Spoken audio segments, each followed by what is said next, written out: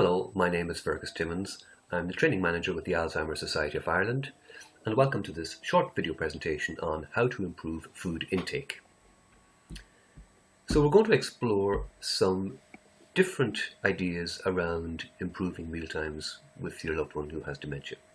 And this may involve some trial and error and trying different things at different times and seeing what works for you. The first thing we're going to mention is try to involve the person in preparing the food. And this can help stimulate appetite.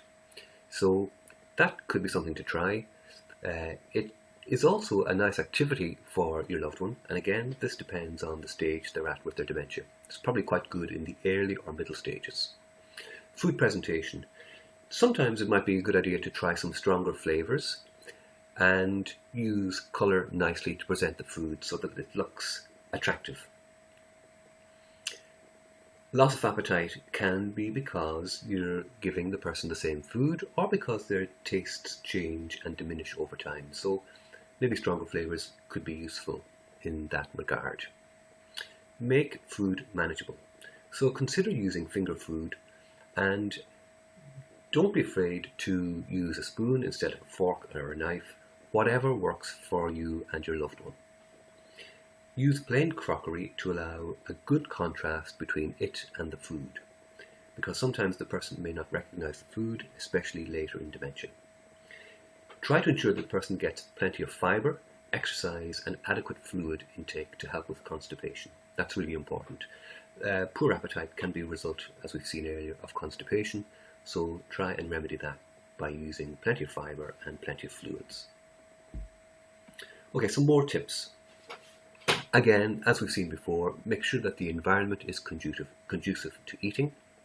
Give gentle prompts during meal times.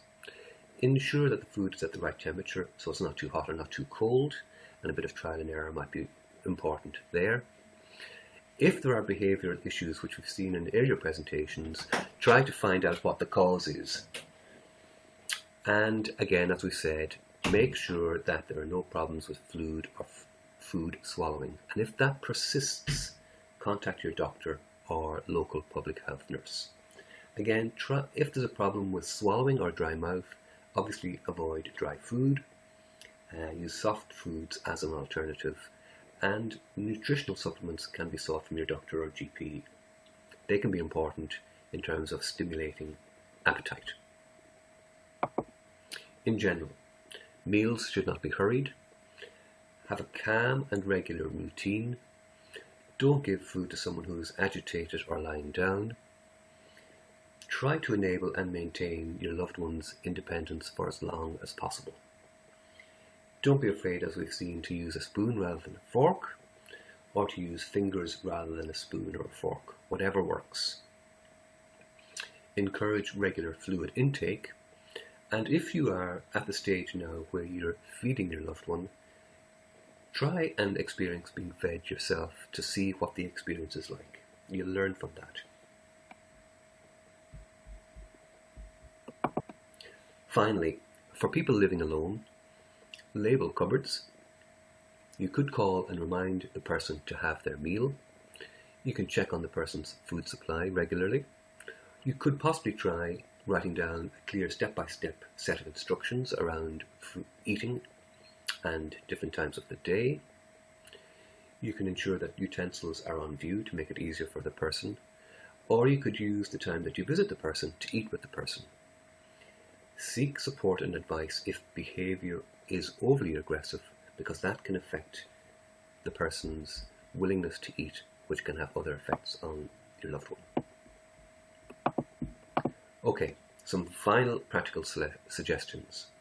Have snacks or finger foods available outside mealtimes, no problem with that. Present food attractively, offer choice and familiar food, and sometimes you might want to try some new foods and stronger flavours. Avoid unnecessary interruptions at mealtimes, and try to let mealtimes be about the pleasure of eating and allowing the person to linger and enjoy their food. Okay, that's the end of this short presentation. Again, thank you for watching and listening. Bye for now.